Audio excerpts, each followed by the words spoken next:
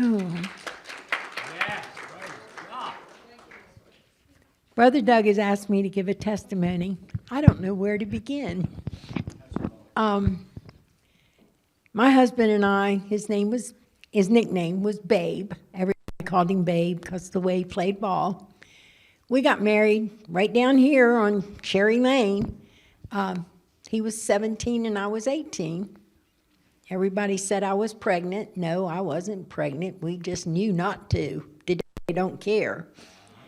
But his mama told him, you do that and get a girl pregnant, you will support the baby. My mom said I'm dirt. So you just didn't do that. But we struggled. We didn't go home. You didn't have an argument and go home to mommy like they do. That's right. You just didn't do it. And Mom didn't babysit for us to go out and have a good time. She said, if you got money to do that, you got money to pay a babysitter. She said, I raised you, that's it. But we didn't go to church in the beginning. Babe was raised in church and so was I. And we just thought, we're going to live the good life. It wasn't so good. But we did go to church, and we had Danya. And Babe worked with the kids in Bible school and had a class. And I could work in Bible school in the back room. And I asked if I could sing in the choir. And they told me I had to wash my face, that I was not a good example in front of the church. So that sort of killed it for me. And it killed it for Babe, because Babe said, I smoke. And I'm teaching these kids how to do wood crafts and play ball and everything. So we drifted away.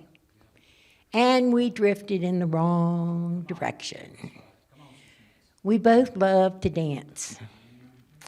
And we could dance. I did hair. And we'd go out on Friday night, dance till 2 o'clock in the morning, go to the diner and eat. And my Babe he was a big man, not a fat man, but a big man. He'd order a dozen eggs over easy, and the waitress would just flip. Double order of sausage, double order of bacon, double order of home fries. He ate it, and anybody else's that left anything. And then I'd get up, go to work, do hair, 7 o'clock in the evening on Saturday, come home, get dressed, go out again. And we did that a lot. But then it just got old. It got old. And Babe liked his beer, and he liked playing cards with his friends. And then when we got our house in Conowingo, I said, no more of this for me, and I gave my heart to God. Yes. And my husband was happy for me, but he says, Nancy, do not be like your sister Ruth. I said, what are you talking about? He said, Nance, she preaches and drives it down your throat till he said, I can't stand to see her come. I said, I won't do that. I didn't ask him to go to church with me. I just got up and I went. And the hardest thing was going to church the first day by myself. And my youngest daughter, Shushu, her name is Chantel, but we call her Shushu. She said, Mom, I'll go with you. So God didn't let me go by myself. So I went in and I kept going and rededicated my life to God. And I just lived my life, and I tried to set a good example for my family by the way I was living. But my sister came over, and there was beer in the refrigerator. She said, you got to get the beer out of here. I said, no, I don't. I said, my husband is the head of this family, whether he's a Christian or not, and if he wants a beer, he can have a beer. I'm not going to tell him he can't. God will. So we went on like that for a long time. Babe was in a bad accident. It damaged the stem to his brain. He couldn't walk without a cane. His mouth went down this way. His eye was sewn shut for over a year. And I thought, that'll change him, but it didn't. He couldn't go nowhere or anything, but he still drank his beer and done what he, played his cards and stuff with his friends. They'd come over.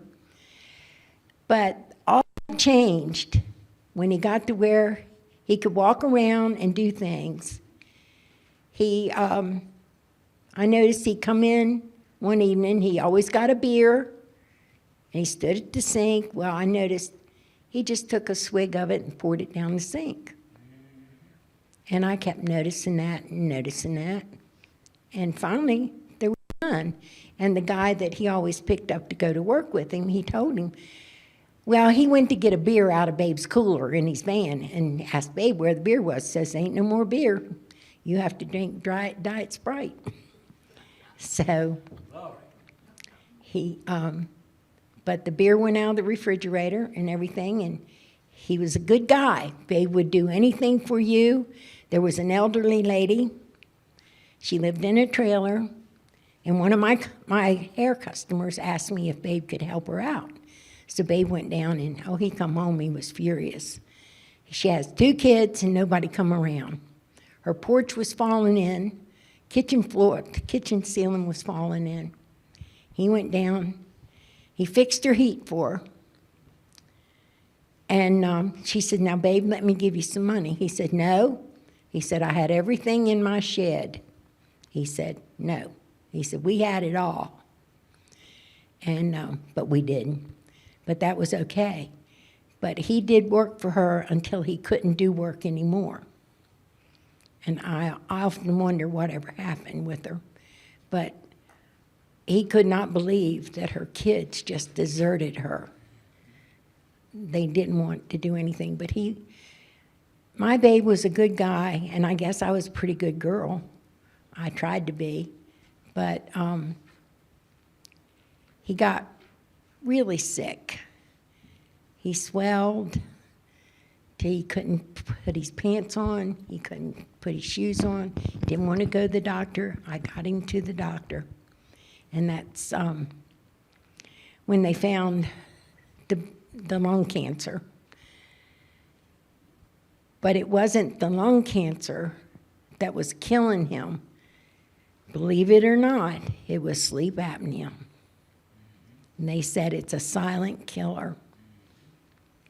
But he went into a coma, and the little doctor that come in there when Babe went into this coma, I thought, oh, Lord, what did you send me? This little guy don't know anything. Now, mind you, he slapped my husband back in that bed. He got up on top of him and straddled him and put that ventilator down his throat. And he come over to me and he says, Mama, it's going to be okay. I got the biggest hug out of that little doctor I ever seen. And they put him in ICU. He says, you come on, you're going with him. So I went and I stayed. I stayed till they got a new nurse and she run me out. But when Babe was in the coma from Sunday to Wednesday, and we were on our way to see him Wednesday morning at, I guess it was 6 o'clock. And Danya called, and they said, he's awake. He woke up at 4 o'clock this morning. He was motioning for his glasses. The nurse says, will you hit me if I unstrap you? And said he shook his head no. And they unstrapped him. And he wanted the TV on. And when we got stopped by the police on the way there, but we didn't get a ticket, praise the Lord. But we got there, and the girls, and they went downstairs to get coffee, and he said, Nancy, come here. And he said,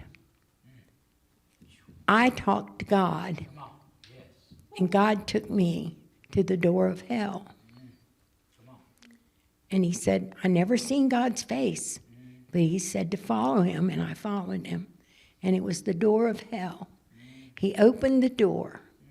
He said, I could hear the screams. I could smell the smoke.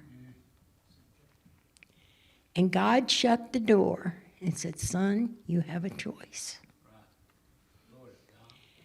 And I believe that's when my babe woke up, that he came out of the coma. But from then on, my brother-in-law came to see Babe in the hospital, and he got to the door and he said, Nancy, Babe talked to God. I said, yes, he did. He glowed. He glowed. Yes. Oh, what a change. And I know I got mad when God took my babe. I just couldn't believe.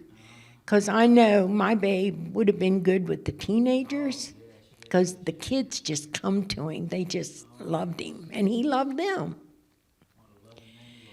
But I got mad at God, and I told him I was mad at him. But it's okay. I know where he is. I know where my babe is, and I know I'll see him again.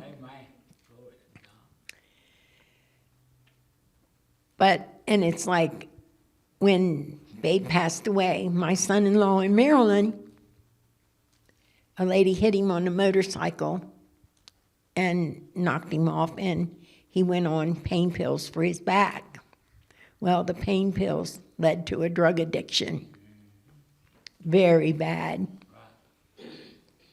And my shoo-shoo has been through HELL. And there's no other way to describe it. He stole stuff out. He sold stuff out of their home. He stole. And last year, they had gotten him off of the drugs because he wasn't able to go anywhere because he had no strength. But last year, he lost a leg to sugar from the drugs. And this year, he's wearing a prosthetic, and he just started wearing it about 2 months ago. He refused to wear it. He said that Shushu would wait on him, and she has waited on him, and she's been a faithful wife. In fact, I know I shouldn't have, but I said, get out of it. I said, Mommy, where am I going? I said, as long as I've got a home, you've got one. And she said, no, I'm better for worse, sickness and in health. But she sure got the short end of the stick. But David, his parents, in 21, they lost a son, David's youngest brother, to drugs. They found him in a creek. And this year, in January, 1 year later, they lost their daughter, high on drugs and driving. Now their oldest son has lost a leg. But the parents, they're not very good parents. They all believe that a pill will make you happy. A pill will cure this, and a pill will do that. But David has changed. Chantel said he's wearing his prosthetic. He's acting like a human being again. But David was I couldn't have asked for a better son-in-law. But drugs, they will destroy you completely. I think they're worse than booze. But I have seen a miracle with my daughter. I've seen a miracle with my husband. I've seen a miracle when God saved me. Yes. Yes. And they have been fighting and fighting for disability. No doctors would listen to them, didn't want to listen, said, well, it didn't work. And she said this last doctor they went into, he took one look at David, and he said, you ain't able to do nothing. Because he's had stroke upon stroke, heart attacks, and I hope God's talking to him. I'm praying for him. In fact, I did. I told Shu, I said, he always wanted a Bible. I bought him a Bible. I said, instead of feeling sorry for himself, tell him to read the Bible. Amen. So, but they finally got approved for their disability. Took 4 years, and they went back 10 months. But I told you, that's better than nothing. But she has stuck by them. She hasn't lost her house. And I don't know how she's done it, because she didn't have a rich mommy to pay the house payments, because I couldn't do it. But God has been so good to me. Amen. I can't tell you what a blessing. Yes. When Babe was in that coma and all, that's when we decided to put our house up for sale in Maryland. We put it on for sale. The real estate lady came on Thursday night. Our house sold Saturday morning. And we checked with the mover. They wanted $12,000 to move us down here. Babe's cousin drove a tractor and trailer. He went to his boss. He told him the situation.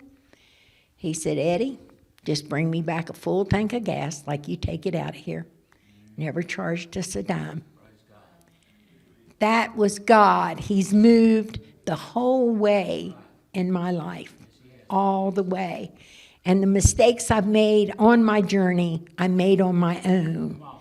But I knew God was there to forgive me, and I could go on. Yes.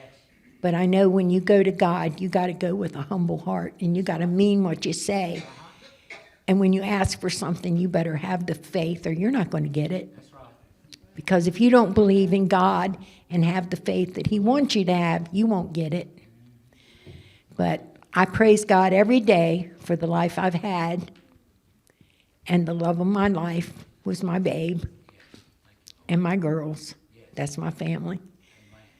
And I just hope and pray that whoever's here and they don't know the Lord, that you'll give your heart to God, because He answers prayer, and He's the only one The only one. that I can turn to, the Amen. only one that understands. Yes. Thank you.